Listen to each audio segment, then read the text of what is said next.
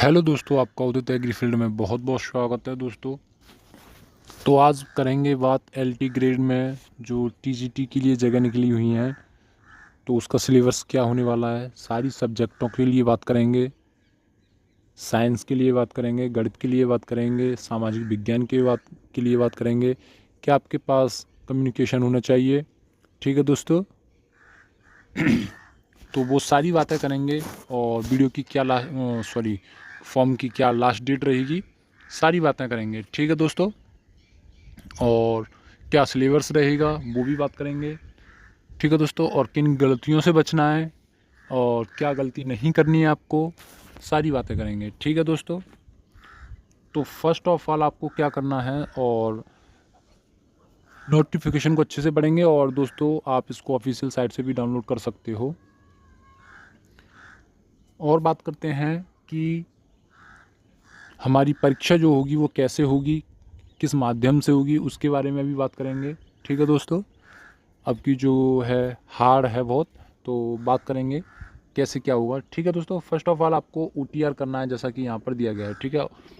Online आवेदन भरने से पूर्व अभ्यर्थी को OTR पंजीकरण कर OTR नंबर प्राप्त करना अनिवार्य है, ठीक है दोस्तों। तो सबसे पहले आपको ये गलती नहीं करनी है, फॉर्म भरने से पहले आपको OTR नंबर ज़रूर उसमें फिल करना है, ठीक है दोस्तों। सबसे पहले आपको OTR का फॉर्म भरना है, ठीक है दोस्तों। जब आपको OTR मिल जाएगा तब आप उसके बाद इसको फॉर्म को फिल कीजिए।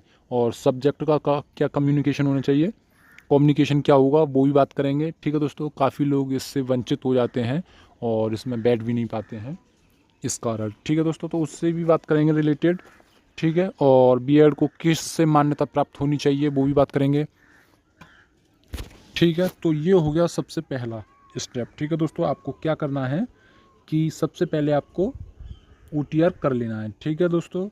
चलिए आगे चलते हैं। ऑनलाइन आवेदन करने वाले अभ्यर्थियों के लिए आवश्यक सूचना जैसा यहाँ पर दिया गया है, ठीक है दोस्तों। यह विज्ञापन आयोग की वेबसाइट पर उपलब्ध है, जैसा कि मैंने आपको भी बताया था। आप इस वेबसाइट पर जाओगे आपको ये ऑफिशियल मिल जाएगा, ठीक है दोस्तों। फिर ऑनलाइन आवेदन भरने के संबंध में, ठीक है, करने के संबंध में अभ्यर्थी को सूचित किया जाता है कि वे निम्नलिखित निर्देशों को भली भांति समझ लें और तदनुसार आवेदन करें, ठीक है दोस्तों। सबसे पहले आपको ये समझ लेना है, नोटिफिकेशन अच्छे से पढ़ लेना है, उसके बाद आप इसको फॉर्म को फिल करिए, ठीक है दोस्तों। चलिए आगे चलते हैं अब। तो यहाँ पे लिखा है यूजर इंट्रोडक्शन, ठीक है दोस्तों। तो आप इसको पढ़िए थोड़ा, ठीक है दोस्तों। और पढ़ने के बाद तभी आप इसको फॉर्म को फिल कीजिए, जिससे कि किसी भी प्रकार की कोई त्रुटि ना हो। चलिए दोस्तों, ये हो रहा है यूजर इंट्रोडक्शन, ठीक है दोस्तों। अभ्यर्थी को ऑनलाइन आवेदन भरने से संबंधित दिशा निर्देश दिए गए हैं। अभ्यर्थी इनमें से जिस विज्ञान को देखना चाहते हैं उसके सामने व्यू एडवर्टाइजमेंट को क्लिक करके आप देख सकते हैं, ठीक है दोस्तों।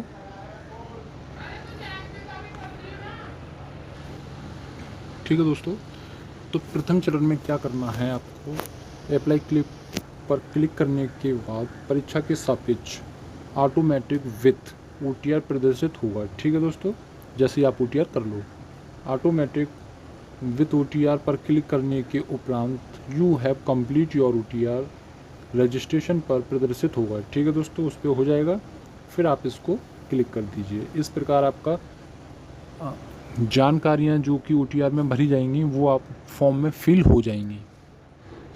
द्वितीय चरण में क्या करना है, प्रथम चरण की प्रक्रिया पूरी करने के पश्चात स्क्रीन पर एप्लीकेशन डैशबोर्ड स्वतः प्रदर्शित होगा, ठीक है दोस्तों। एप्लीकेशन पार्ट 2 के अंतर्गत सबमिट डिटेल्स पर क्लिक करना होगा, ठीक है दोस्तों। फिर तृतीय में क्या करना है आपको, फी कन्फर्म विड्रो स्क्रीन पर स्वतः प्रदर्शित होगा, जिसके अंतर्गत प्रोसीड फॉर पेमेंट के सम्मुख येस पर क्लिक करने के पश्चात SBI मोड्स का होम पेज प्रदर्शित होगा, ठीक है। भुगतान के माध्यम से मोड प्रदर्शित होंगे, ठीक है। नेट बैंकिंग होगा, कार्ड पेमेंट होगा, अदर पेमेंट्स के ऑप्शन आप आएंगे, तो आप उसके माध्यम से आप अपना पेमेंट कर सकते हैं। ये किसका है, ये फॉर्म का, ठीक है दोस्तों। और कितनी फ़ीस रहेगी वो भी बात करेंगे। ठीक है दोस्तों, तो ये हो गया।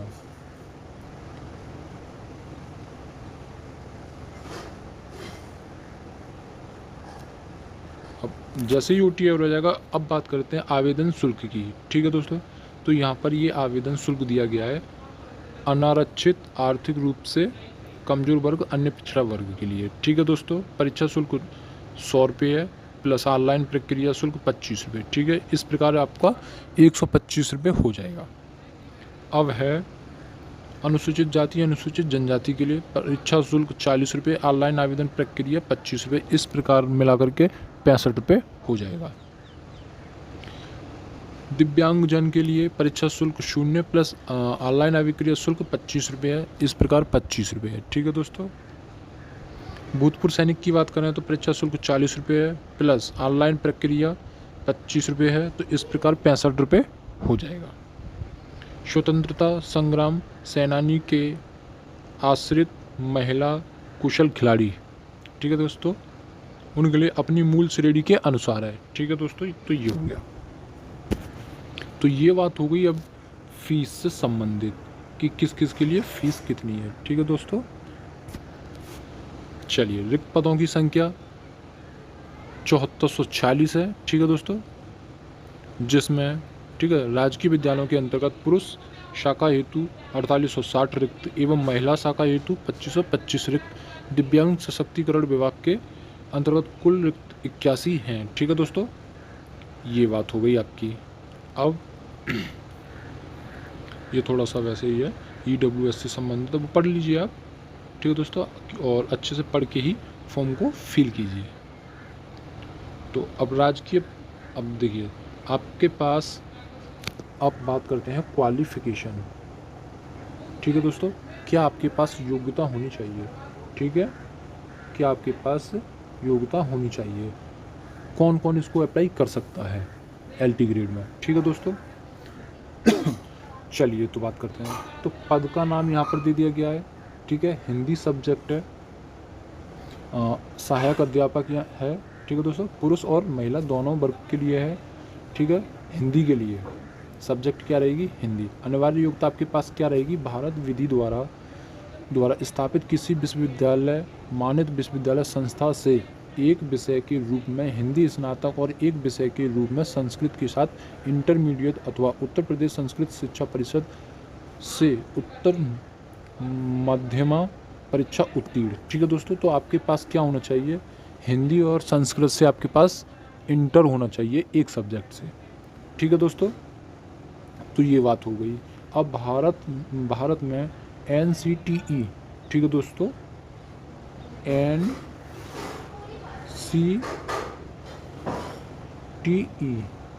ठीक है दोस्तों, इसके द्वारा मान्यता प्राप्त।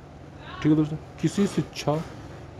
किसी कोर्स में शिक्षा स्नातक यानी कि B.Ed की आपके पास उपाधि होना चाहिए, आप तभी इसमें एलिजिबल हो, अन्यथा आप नहीं भर पाओगे। ठीक है, चलिए आगे बात करते हैं। वैसे ही अंग्रेजी की बात करते हैं, तो आपके पास किसी संस्थान से अंग्रेजी साहित्य के साथ स्नातक की उपाधि हो। ठीक है दोस्तों, आपके पास नॉर्मली आपके पास जैसे मैथ तो होता ही है, मैथ हो या फिर ये 12th में बात कर रहा हूँ, और इंग्लिश सब्जेक्ट रहेगी। लेकिन इसके बाद जैसे भी आप ग्रेजुएशन करते हो आप जिसमें भी, लेकिन उसके लिए आपके पास इंग्लिश होना बहुत कंपलसरी है। ठीक है दोस्तों, आपके पास, ठीक है दोस्तों, तो आपके पास इंग्लिश होना बहुत कंपलसरी है। ठीक है, देन आपके पास उसके बाद क्या होना चाहिए, फिर NCTE द्वारा मान्यता प्राप्त किसी कोर्स से B.Ed की भी उपाधि होनी चाहिए। ठीक है दोस्तों, आप B.Ed करोगे तो जैसे विद्यालयों को यूनिवर्सिटियों से मान्यता मिलती है, उसी प्रकार जो B.Ed के कॉलेज रहेंगे उनको NCTE द्वारा मान्यता प्राप्त होना चाहिए। ठीक है दोस्तों, चलिए ये इंग्लिश के लिए होगी। अब बात करते हैं गणित यानी कि मैथ। ठीक है दोस्तों, मैथ के पास आपके लिए क्या होना चाहिए, तो सबसे पहले तो आपके पास 12th में मैथ होना चाहिए, फिर आपके पास एक विषय के रूप में गणित के साथ स्नातक उपाधि हो। आप जैसे आप ग्रेजुएशन करते हो जेडवीसी नहीं PCM से, तो आप इसमें डाल सकते हो। ठीक है, और ऑनर्स जो वाले होते हैं वो भी बंदे इसमें जो भी स्टूडेंट हैं वो भी आप इसमें डाल सकते हो। ठीक है, फिर आपके पास गणित के साथ बीएड की डिग्री होनी चाहिए जो कि एनसीटीई द्वारा मान्यता प्राप्त हो। ठीक है दोस्तों, तो ये एनसीटीई हमेशा मैं नहीं बोल पाऊँगा, लेकिन मान्यता प्राप्त हो। ठीक है दोस्तों, लेकिन जहाँ भी अगर ज़रूरत नहीं पड़ेगी तो मैं वहाँ पर मैं आपको सजेस्ट कर दूँगा। तो ये हो गई गणित। अब बात करते हैं विज्ञान के लिए। तो आपके पास भौतिक विज्ञान और रसायन विज्ञान के साथ स्नातक उपाधि हो। ठीक है दोस्तों, अब जैसे आपने पीसीएम की होगी तो उसमें पीसीएम में केमिस्ट्री हो।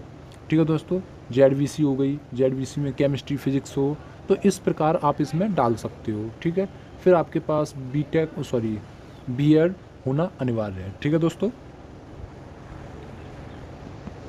फिर बात करते हैं सामाजिक विज्ञान। ठीक है दोस्तों, सामाजिक विज्ञान, इसमें दोस्तों थोड़ा सा सब्जेक्टों का कम्युनिकेशन होना चाहिए, अन्यथा आप इसको नहीं डाल सकते हो। वो भी बात करेंगे किस किस प्रकार का कम्युनिकेशन होना चाहिए। चलिए, तो आपके पास कौन कौन सी सब्जेक्ट होनी चाहिए ग्रेजुएशन में, क्योंकि इसमें काफ़ी सारे स्टूडेंट जो कि गलती कर बैठते हैं या गाइड नहीं हो पाते हैं, गाइड थोड़ी सी ना मिलने के कारण, तो इस प्रकार की त्रुटि होने को देखने को मिलती है। ठीक है दोस्तों, चलिए, लेकिन मैं आपको बता देता हूँ, आपके पास 12th होना चाहिए, 12th के बाद आपके पास ग्रेजुएशन होना चाहिए, जो कि किस में होना चाहिए, 4 सब्जेक्ट हैं, इतिहास होना चाहिए, भूगोल होना चाहिए, राजनीतिक विज्ञान होना चाहिए और अर्थशास्त्र विषय होना चाहिए। ये आपके पास होना चाहिए किस में, ग्रेजुएशन में, जब भी आप करोगे। ठीक है दोस्तों, तो आप इसमें डाल सकते हो।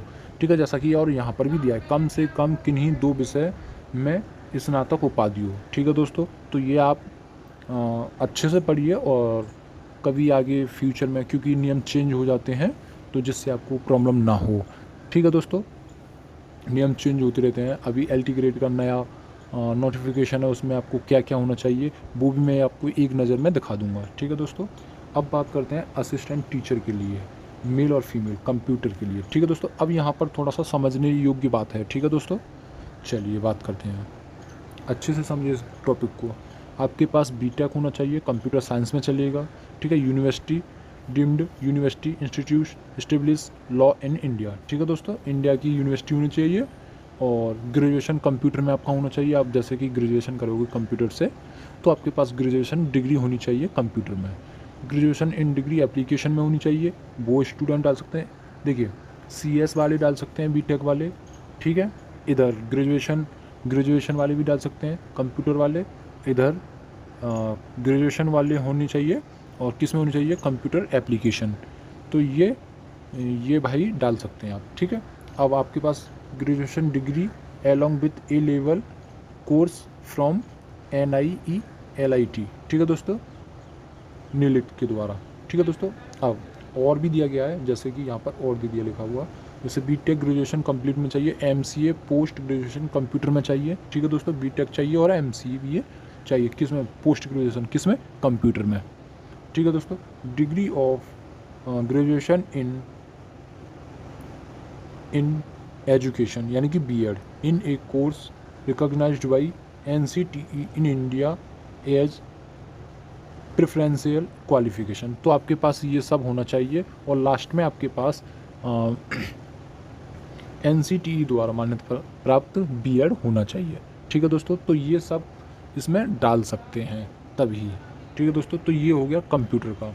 अब बात करते हैं उर्दू के लिए ऐसे ही। ठीक है दोस्तों, मानित विश्वविद्यालय संस्था से एक विषय में उर्दू के साथ स्नातक की उपाधि होनी चाहिए आपके पास। ठीक है दोस्तों, और आपके पास ग्रेजुएशन कंपलसरी, जैसे जीव विज्ञान हो गया, जीव विज्ञान में क्या रहेगा, जंतु विज्ञान होना चाहिए, और वनस्पति विज्ञान के साथ की उपाधि होनी चाहिए। ठीक है दोस्तों, आप तभी इसमें डाल पाओगे। अब बात करते हैं संस्कृत में एक विषय के रूप में संस्कृत के साथ स्नातक की उपाधि होनी चाहिए आपके साथ। ठीक है दोस्तों, अब बात करते हैं सहायक अध्यापक कला के लिए। ठीक है दोस्तों, अब इसमें संस्था से एक विषय में कला के रूप में स्नातक की उपाधि भारत में NCERT द्वारा मान्यता प्राप्त किसी कोर्स में शिक्षा स्नातक बीएड की उपाधि होना चाहिए। पहले ये शायद मैं कंफर्म नहीं कर सकता, IGTA बॉम्बे वगैरह बताते हैं, मैंने सुना है, तो इस प्रकार के कोर्स करने थे, तब आप इसमें डाल सकते थे कला में। लेकिन इस बार क्या है कि अब आपके पास बीएड होना चाहिए। ये मैं श्योर नहीं कह सकता कि ये कंफर्म है, लेकिन आप प्लीज़ इसको कंफर्म कर लीजिए। लेकिन अभी जो आपके पास क्या होना चाहिए, ग्रेजुएशन चाहिए कला प्लस बीएड। ठीक है दोस्तों, ये प्रेजेंट में है, इसमें मैं श्योर हूँ और यहाँ पर भी दिया गया है। ठीक है दोस्तों, नोटिफिकेशन में आपके पास जैसे कि आप 12th करोगे तो आपके पास एक सब्जेक्ट कला होना चाहिए। ठीक है दोस्तों, चलिए कला हो गया। अब संगीत की बात करते हैं, ऐसे ही आपके पास संगीत होना चाहिए और प्लस बीएड। ठीक है दोस्तों, चलिए और सब्जेक्ट हैं उनसे भी संबंधित बात कर लेते हैं। अब बात करते हैं वाणिज्यिक। वाणिज्यिक में क्या होगा, मानित विश्वविद्यालय संस्थान से वाणिज्यिक में स्नातक की उपाधि। अब वहाँ पर गणित था और यहाँ पर है वाणिज्यिक। ठीक है दोस्तों, तो ये वाणिज्यिक जो भी सब्जेक्ट है आपकी, तो आपको इसी से ही, ना कि मैथ, यहाँ पर मैथ नहीं दिया है। ठीक है दोस्तों, वहाँ पर मैथ दिया गया था यानी कि गणित। ठीक है, यहाँ पर नाम दिया गया है वाणिज्यिक, तो आपको वाणिज्यिक में ही करनी है। ठीक है, फिर है शारीरिक शिक्षा। आपके पास उपाधि हो, स्नातक की उपाधि हो। ठीक है दोस्तों, फिर मान्यता प्राप्त आपके पास देखिए, अब यहाँ पर क्या है, NCTE द्वारा मान्यता प्राप्त किसी कोर्स में BPEd। ठीक है दोस्तों, BPEd, BPE, ये 2 कोर्स होने चाहिए। ठीक है दोस्तों, तो आपके पास जो भी BPEd है, आपने जैसे ग्रेजुएशन कर ली, ठीक है दोस्तों, BPE में, फिर आप उसके बाद BPEd कर लीजिए, तो आपको BEd करने की ज़रूरत नहीं है। ठीक है दोस्तों, जैसा यहाँ पर दिया गया है। ठीक है दोस्तों, यहाँ पर BEd के लिए नहीं किया गया। ठीक है दोस्तों, यहाँ पर आपके पास केवल और केवल यहाँ पर नोटिस करने वाली बात है BPEd, उसी में आपका ये इंटीग्रेटेड कोर्स हो जाएगा। जैसे आप BPE करोगे, BPE। ठीक है दोस्तों, फिर उसके बाद ये 3 या 4 साल का कोर्स रहेगा, फिर आपके पास उसी में ही BPEd और होगा। ठीक है दोस्तों, तो इस प्रकार ये BPEd हो जाएगा आपका। ठीक है दोस्तों, पर आप इसमें फॉर्म डाल सकते हो। ठीक है दोस्तों, अब गृह विज्ञान से संबंधित बात कर लेते हैं। तो आपके पास स्नातक में गृह विज्ञान होनी चाहिए। इसी प्रकार कृषि में बात कर लेते हैं, उद्यान कर्म में। ठीक है दोस्तों, कृषि उद्यान कर्म में आपके पास उपाधि होनी चाहिए और भारत से मान्यता प्राप्त किसी विश्वविद्यालय से BEd की उपाधि होनी चाहिए। अब चलिए, ये तो बात हो गई आपकी। ठीक है दोस्तों,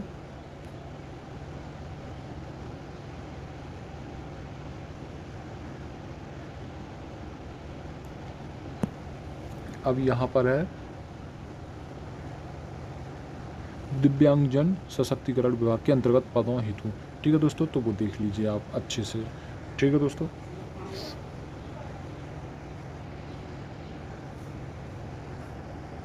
अब आयु छूट की बात है, वो यहाँ पर दिया गया है, आप अच्छे से इसको पढ़ लीजिए, आयु छूट से संबंधित है। ठीक है दोस्तों, ये हो गया।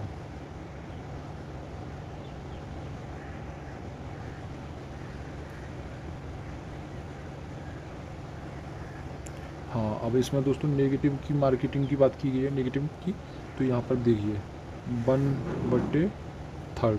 ठीक है दोस्तों, 1/3 की नेगेटिव मार्किंग रहेगी। और सामान्य अनुदेशन देख लीजिए। ठीक है दोस्तों, अच्छे से पढ़ लीजिए इसको।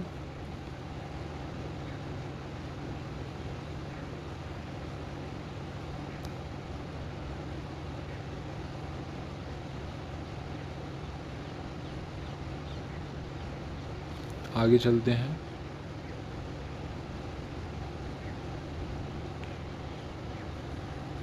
आगे चलते हैं। ठीक है दोस्तों, आप देखिए यहाँ पर देखते हैं आप। ठीक है दोस्तों, ये देखिए। ठीक है दोस्तों, ये है आपको फर्स्ट प्रथम यहाँ पर प्रारंभिक परीक्षा में तो सामान्य अध्ययन एवं वैकल्पिक मुख्य विषय के रूप में होगी। ठीक है दोस्तों, अब इसमें प्रश्न पत्र, ठीक है दोस्तों, प्रश्न पत्रों की संख्या 150 रहेगी, जिसमें 30 प्रश्न पत्र वैकल्पिक रूप में और 100 विषय के रूप में 120। ठीक है दोस्तों, कुल अंक 300 का रहेगा। प्रत्येक प्रश्न पत्र 2 अंक का रहेगा। समय अवधि 2 घंटे रहेगी। ठीक है दोस्तों, अब चलिए, ये फर्स्ट हो गया, फर्स्ट स्टेप। अब द्वितीय चरण में क्या होगा, द्वितीय चरण में ये द्वितीय चरण में मुख्य विषय। ठीक है दोस्तों, अब ये आपकी मुख्य विषय की रहेंगी। प्रश्न पत्र 1 रहेगा, प्रश्नों की संख्या 20 रहेगी, 10-10 की रहेगी, कुल अंक आपके पास 280 प्लस 120 रहेंगे, समय अवधि 3 घंटा रहेगी, इस प्रकार। ठीक है दोस्तों, चलिए आगे चलते हैं।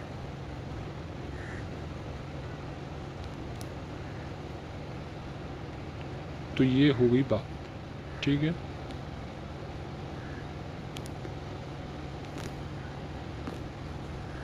आगे चलते हैं। अब देखिए, ये है भूगोल वाले स्टूडेंटों के लिए, विद्यार्थियों के लिए, ठीक है। प्रारंभिक एवं मुख्य परीक्षा विषयवार, ठीक है दोस्तों। तो ये आपके ये सिलेबस है, ठीक है दोस्तों। आप इसका स्क्रीनशॉट ले लीजिए या फिर आप इसको डाउनलोड कर लीजिए और ऑफिशियल साइट पे आपको ये ईजिली मिल जाएगा, ठीक है। तो ये है आपके पास आपका सिलेबस, ये भूगोल के लिए, ठीक है दोस्तों। ये भूगोल का हो गया, ठीक है, इतिहास भूगोल के लिए, ठीक है दोस्तों। ये यहाँ से फिर इधर को, ठीक है, मौर्य काल, ठीक है दोस्तों। ये सब आपको पढ़ना है और ये सब, ठीक है दोस्तों। अब अर्थशास्त्र है, ठीक है, अर्थशास्त्र देख लीजिए जिनके पास अर्थशास्त्र है, ठीक है। ये अर्थशास्त्र, नागरिक शास्त्र, ठीक है, नागरिक शास्त्र हो गया। अब आया विज्ञान, अब ये विज्ञान के लिए, ठीक है।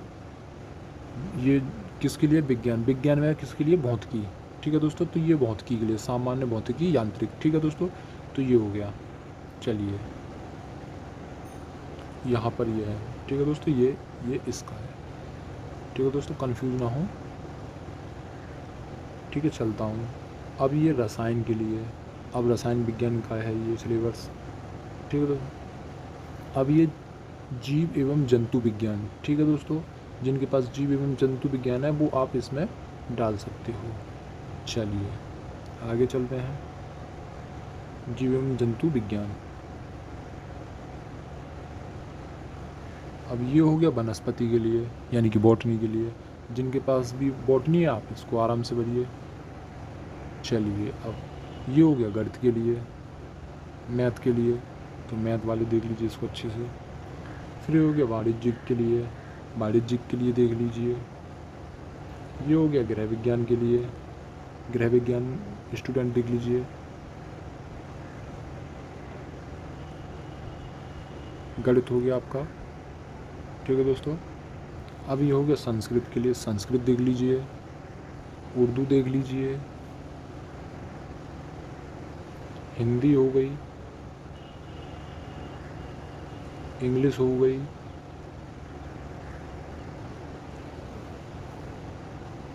कृषि हो गई, कला हो गया, ठीक है।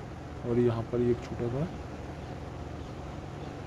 ये हो गया संगणक, यानी कि कंप्यूटर, ठीक है। तो ये सब कंप्यूटर से संबंधित बात होगी।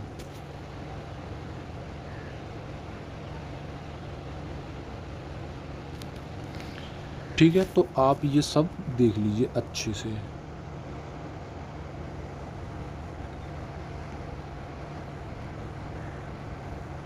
तो ये सब ठीक है, हो गया। संगीत के लिए देख लीजिए, शारीरिक शिक्षा के लिए देख लीजिए, और सामान्य अध्ययन पाठ्यक्रम, ठीक है, ये सामान्य अध्ययन के लिए है, ठीक है। तो ये हो गए, यहाँ पर है आपके यहाँ।